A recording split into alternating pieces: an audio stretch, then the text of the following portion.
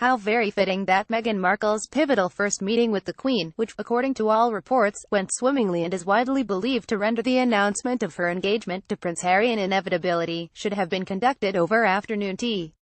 For while the mafiosi in popular imagination at least conduct their meetings over home-cooked Italian food and the titans of Hollywood thrash out percentages over pasta at Spagos, the Queen has made tea time a realm within a realm. Markle, according to reports, was spirited into the central courtyard of Buckingham Palace in a blacked-out people carrier and thence whisked by private elevator to the squashy sofas of Her Majesty's private sitting room on the first floor, which overlooks the enormous Palace Gardens and Constitution Hill shortly before 5 p.m. last Thursday. The discreet elevator, a source tells the Daily Beast, is located right next to the private secretary's office in the inner sanctum of the palace. The presence of a meal at 5 p.m. often serves to confuse foreigners. For while 3 square meals a day has often been considered the standard intake for her citizens, the Queen, in common with many of the British upper classes, prefers 4: breakfast, lunch, tea, and dinner. Indeed, according to her former chef Darren McGrady, who joined the royal household in 1982 and spent 14 years in royal service including 3 years as Princess Diana's personal chef, tea was her favorite meal.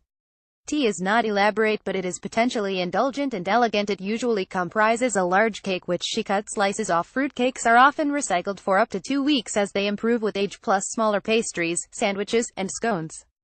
McGrady has said previously that she alternates the scones, one day plain, the next day fruit. Crustless sandwiches filled with smoked salmon or cucumber are cut lengthways, at the Queen's specific behest, one source told the Daily Beast. She calls them finger sandwiches not because they are eaten with the fingers which they are, but because they are long, like fingers. Tea. Only hotels trying to upsell American tourists refer to it as afternoon tea. FYI, has always been a royal ritual, but the Queen exploited its traditionally feminine associations to create a forum in which she could naturally dominate proceedings. Her father and his generation would have regarded tea as pleasant, but the preserve of children, nannies and women. Indeed, there is a wonderful video of a young Princess Elizabeth and her sister enjoying tea with their governess Croffy in the Rose Garden at Windsor Castle. George preferred to conduct informal meetings with politicians and other contacts shooting on the grouse moors. Indeed, in one memorable scene from the Netflix series The Crown, George interviews Prince Philip, who has asked for his daughter's hand in marriage, as they shoot duck on the lakes at Sandringham. You are now subscribed to the Daily Digest and Cheat Sheet. We will not share your email with anyone for any reason. George VI was also something of a bon vivant, and liked the clubbiness of all-male port and cigar sessions after dinner. When Elizabeth came to the throne, all that sort of thing stopped, says one source who knew the family in the 1950s. She wasn't exactly a Puritan, but she had no interest in late nights or extravagant dinners, so Elizabeth set about carving out her own space from tea, cake, and scones, and instituted certain rituals of her own. For example, visitors are always served her own blend of Darjeeling and Assam tea, known as Queen Mary's blend, and, like all ladies of the house, it is the Queen who pours. It helped that her mother, Elizabeth Bosleyan, was a noted tea fanatic.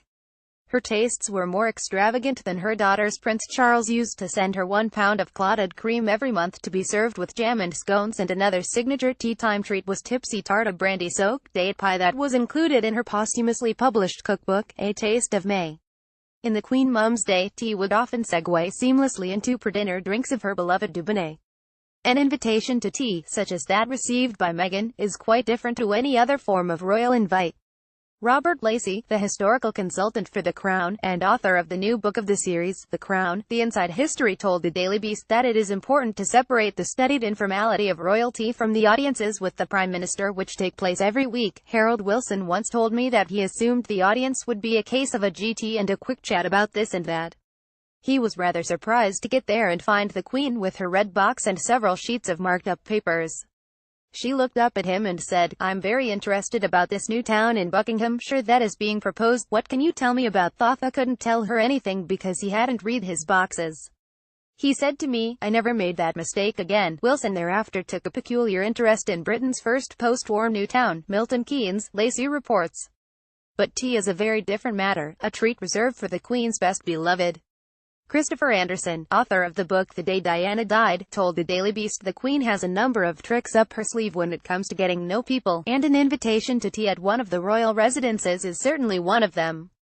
Harry needs his grandmother's written permission to marry anyone, but in the case of Meghan Markle this is particularly tricky because she is divorced. The mere fact that the Queen is inviting Meghan Markle to something as intimate as tea at Buckingham Palace is a hugely significant step toward joining the royal family. It's nothing less than an indication that the Queen is giving Meghan her stamp of approval. The Queen considers her daily afternoon tea as absolutely sacrosanct, said Anderson. At 5 p.m., Her Majesty drops everything for tea time. The Queen always insists on being mother, pouring everyone else's tea before serving herself. Everyone drinks from Royal Crown Derby bone china teacups decorated with one of Her Majesty's favorite floral patterns. The napkins bear the monogram EIIR Elizabeth II Regina, said Anderson. The Queen always takes 2 lumps of sugar with milk trucked in fresh from the royal herd at Windsor. The whole affair seldom lasts more than 45 minutes. One source told the Daily Beast that the Queen's 3 most invited guests to tea are Lady Sarah Chatto, the daughter of Princess Margaret and Lord Snowdon, and Princesses Eugenie and Beatrice, the daughters of her favorite son, Andrew. Says the source, an invite to tea is one of the greatest marks of esteem the Queen can bestow.